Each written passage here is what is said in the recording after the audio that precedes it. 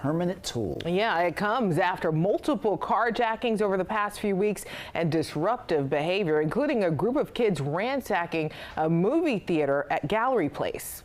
Yeah, DC News Now's Marielle Carbone is live at the Wilson Building. Marielle, these zones were used temporarily over the summer. Where do things stand right now?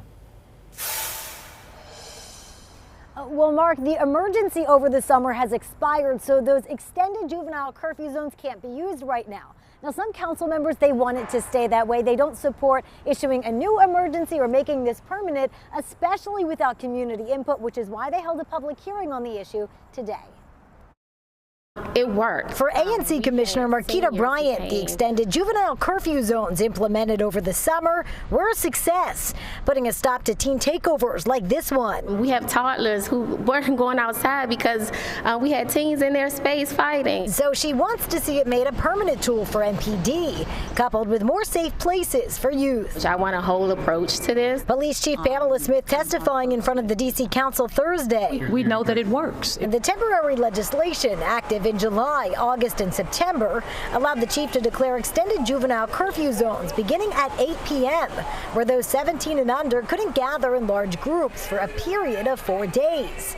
In total, Smith declared 7 zones spanning U Street, Navy Yard, and the Wharf. MPD did not cite any youth for curfew violations in the zones during the active hours of 8 p.m. to 11 p.m., nor were there any large gatherings. Still, the council voted against extending the emergency through December this month, citing a lack of community input, as the mayor's office pushed to make it permanent legislation. Informing people the week before a vote, hey, I want to do this, with no communication, that is not a communication plan. Since then, this past weekend, flyers were circulated on social media for the 2 teen takeovers, telling kids to bring their own alcohol and bring their own marijuana. I am infuriated. What I do hear is that we rather lock our children up and tell them to stay in the house rather than provide them with the structure, the resources, and the tools that they need.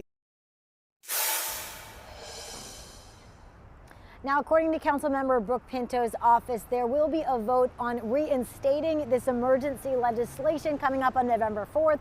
There's no word yet on a vote on possibly permanent legislation, and it's unclear how many council members will actually support this. Reporting live from the Wilson Building, I'm Marielle Carbone, DC News Now. Marielle, thank you.